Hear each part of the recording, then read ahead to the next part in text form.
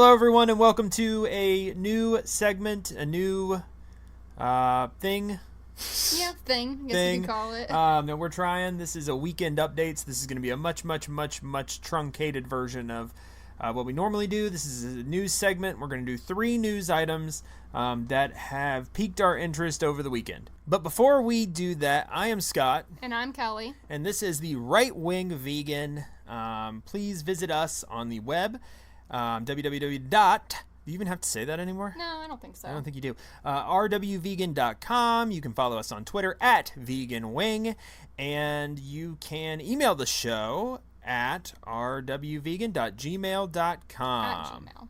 Did I not say at Gmail? .gmail. I said .gmail? Yeah, at Gmail. Oh my gosh. Could I convince you I work in an IT department? I don't know. So that is rwvegan at gmail.com. Kelly, why don't you go ahead and kick us off? Oh, you're having me go first? Go first. All right. So, recently, there has been I guess we could call it a mass exodus of campaign workers who have been leaving the camp of Bernie Sanders because they are claiming to be receiving poverty wages and not being able to make a living. Okay? So, I've done some digging on this. I'm looking this up. And a component of Bernie Sanders' campaign is to raise the wage, as a sign on the podium at one of his rallies states, to hashtag raise the wage. And he wants to fight for this $15 minimum hour wage for workers so that people can get out of poverty. Well, it turns out that his field staff in his campaign are actually, they're under a union contract, and they're making $36,000 a year, which is above the poverty level. But it turns out that there are salary members on his field staff, and they are, while they're making $36,000 a year, they're working more than 40 hours a week, as what tends to happen when you work a salary job. You work more than 40 hours and you just get paid a set wage. And so these people are working close to 60 hours a week. They don't understand how salary jobs work. And now they're angry because when they do the math, they're actually making $13 an hour. And they feel like they should be making more money. So go ahead. No, they work 60 hours a week?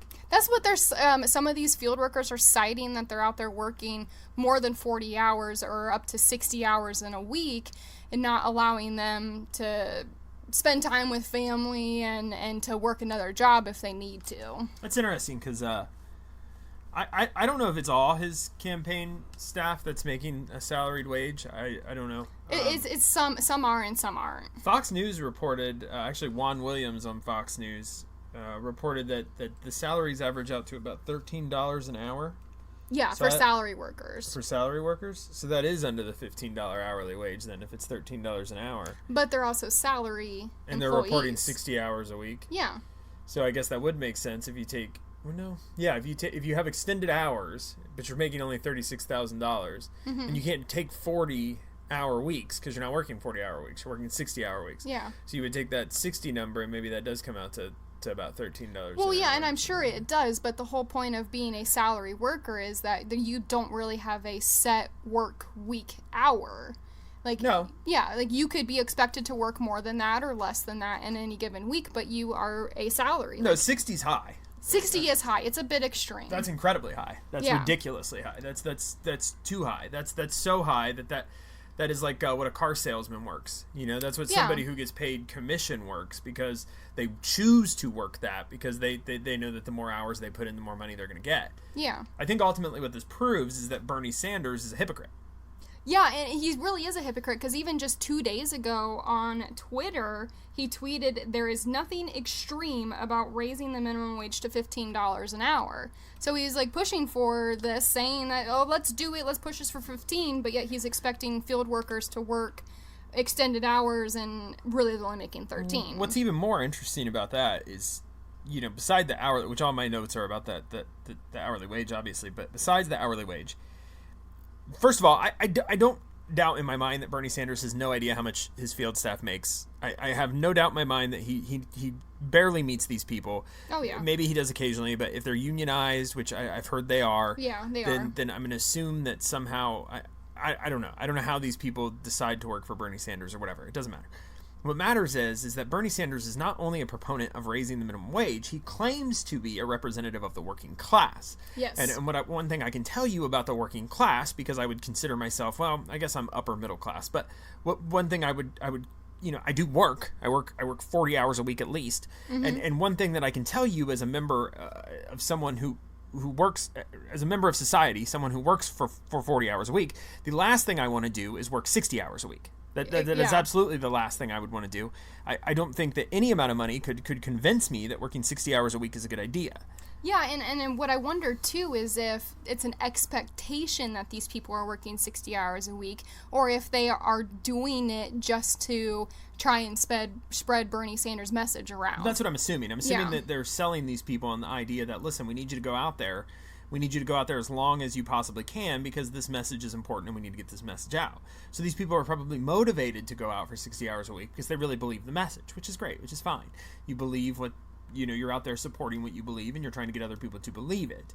But the problem is that Bernie Sanders parades himself as the protector of the working class. Yeah. But yet he's doing nothing about his staff working 60 hours a week and making what equates to be about $13 an hour. He can't even apply this $15 an hour principle to his own staffers. Fine, raise their money. You know what, Bernie? You're a millionaire. You own 3 houses. You own 3 houses and you're a millionaire. You can afford to pay these people a little more money. Yeah. So if you're going to make everybody else do it, then you should do it. Be an example. Yeah, exactly. Like set a standard 40 hours a week for your salary employees and just, if you're protecting them, protect their working hours. Right. But much like what I believe a lot of these policies are, I think they're all just kind of a show. I really don't think Bernie Sanders, maybe he does want to force everybody else to do this, but he certainly doesn't want to do this himself. And I don't know if he really believes socialism is the answer, or if he's just out there trying to get people to buy into this because he knows that when you throw that number 15 around, you're going to get a lot of people who hear that and think, yeah, I'd love to make $15 an hour for an entry-level position at my company. But you don't think about other things like, well, what's going to happen is the company's going to realize it's just cheaper to get rid of your job, and they'll find a machine to do it. Yeah. And that's what's going to happen. Yeah. It already is happening. So go into, what is McDonald's use the kiosk? I think they do. I feel like I've used a kiosk. I think some McDonald's are. I know Panera does. You just go in, put your order in, and you just wait for your name to be called. Yeah, and while $13 an hour is better than $0 an hour. Yeah, it is. So the next story we'll cover here is about my least favorite state, which is the state of California. Oh.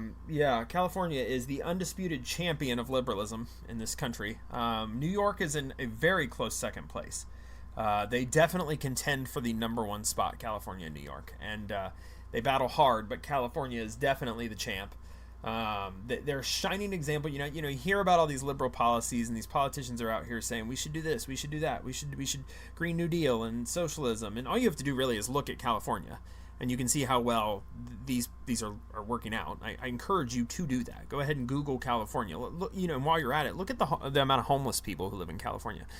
Just look that number up because it's pretty impressive. Yeah, it is. But besides that, okay, Berkeley, which is by far the liberalist of liberal in California, is that they're the craziest, and we all know that. Everybody knows that. But they are the first city in the United States of America to ban natural gas from new homes and businesses. What? That's right. So more than 50 other cities, too, it's important to note, in California are exploring the same type of law. So Berkeley's the first because they're the craziest, but other cities in California are exploring the same possibility here. This is incredibly stupid, and it is because you're forcing homeowners in your city to purchase more expensive options. You're basically taking away the cheap option, and you're saying, hey, I'm going to have you pay $10,000 more for a house because it has to have solar panels on it. And this is bad, especially in California, where the amount of homeless people is significant.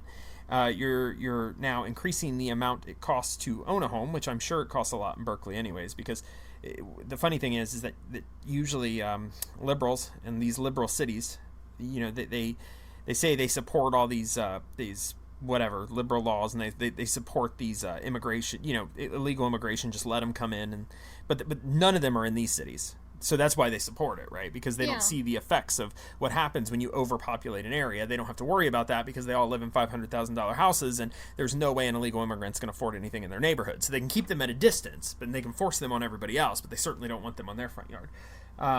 This is outrageous, simply because I understand that, like, caring about the environment is important. I absolutely get that. I'm a vegan. I understand that. The problem is you have to have plans. You have to have plans in place. You can't just pass a law that says, look, we are going to stop utilizing natural gas. We're going to force everybody to electric and solar panels and all this stuff without having a plan on how you are going to assist people to get to a level where they can do this. Yeah, it's incredibly expensive. Yes. And I'm not about the government saying, like, we're going to give you handouts so that you can do this. But if you are going to pass a law that forces people to do this, then you need to think about how you are going to get people where you want them to be. You can't just say, all of a sudden now you can't use natural gas and you have to figure out how you're going to afford this $15,000 increase in your house or whatever it is. It's just not fair. And these things happen a lot, and it's just unfortunate. And you know what? That's why so many people are fleeing California. They're just fleeing that state because it's awful. It's an awful state. Yeah, and it just like takes away people's ability to choose what they want, what source they want to fuel their home. Because I know there's a lot of people out there who will pick a house that is fueled by propane, or they're fueled by natural gas, or if it's all electric, because there's pros and cons to each of those. And by taking away your choice for natural gas, it's alienating people, and more people are just going to leave.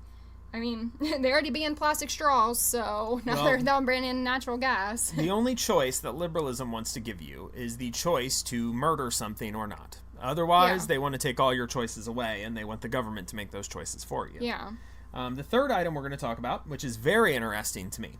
Official data, which was released by cbp.gov, which I believe is the Border Patrol, one of their websites, it indicates that Mexico and U.S. border deaths have actually declined in the last 2 years, which are the first 2 years of the Trump presidency. Oh, that's really interesting. So what's very interesting is that there were 298 deaths in 2017 and 283 deaths in 2018, which averages to about 291 deaths. Now, when you compare this to the average under President Obama, his average was actually 372 deaths, and President Bush's average was 382. So actually, President Trump has the least amount of deaths on average at the border per year. That's incredible. So that is incredibly incredible. And I say that because anytime, any media that you would watch right now, any news article that you would read, any story that you see makes you think this is not the truth. That there are more deaths, there's more violence, there's more awfulness at the border than ever before. And that is absolutely not the case. And data proves it. Yeah, instead they're plastering pictures out there of dead people. Well, it was one family that started all of this. It was a father and a daughter, I believe, and they both drowned. Which is very sad. And it's very sad, but at the same time, it makes me question your abilities to be a parent. I don't understand why you would have your daughter swim in, these waters, and then you expect an outcome that's not deadly or bad. Yeah. I just, to me, it's one of those things where no one else will say it, so I will. It's common sense, folks. Physically, I can look at a terrain and know whether or not I can traverse it. I understand these people are running from bad situations, but at the same time, you gotta be a parent first. How about that? And don't take your little kid to the border. Don't do that. Don't do it. Don't take your kid illegally to the border and try and cross through dangerous terrain. You are a bad parent if you are doing that. No one else will say it. I will. You are a bad parent. It is not the United States' fault that these two died trying to illegally swim into our country. No, It is not our fault. There are legal ports of entry. That's right. That are safe and yes. secure. If you make that choice, I want to be clear here. That is a choice, okay? Liberals seem to think that the only choice that people make in their lives that they should be held... No, they don't even think you should be held responsible for that. I was going to say abortion, but they don't even think that's a responsibility, or there's no responsibility that goes into that choice. You just make it. You just want to get rid of the fetus, just make it. But they also don't want anybody to be held accountable for their choices. There's no accountability. There's no consequence in a liberal world. You shouldn't be held accountable for that. Why should we hold these people who are trying to break into this country illegally accountable for what happens to them? No, that's absurd. Obviously, it is our fault. It is the United States' fault, because we need to be taking care of all of the people who are trying to break into the country, whether they're on our soil or not. Obviously, it's our fault, right? It's gotta be, I guess. But that's what they believe. Yeah. So anyways, that's our news update for this weekend. So we're going to try and do this every weekend. We're going to hit you with just a few news items that have taken place. One thing I do want to note, a lot of people might go, why didn't you talk about Iran? There's a lot of stuff going on in Iran right now. Well, to be honest with you, I will let more...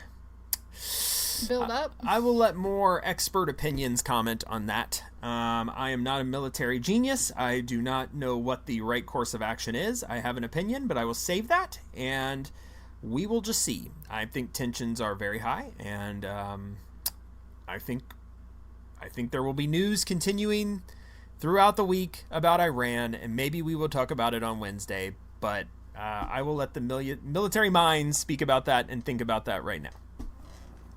Anything you want to add? No, I think that covers our little weekend update here. Just a few news points. All right. Well, we want to thank everyone for listening. Again, on Wednesday, we're going to be talking about Joe Biden, and we'll be covering the news as well. I hope everyone has a really great rest of your weekend and a great beginning to your week. We will talk to you guys again on Wednesday.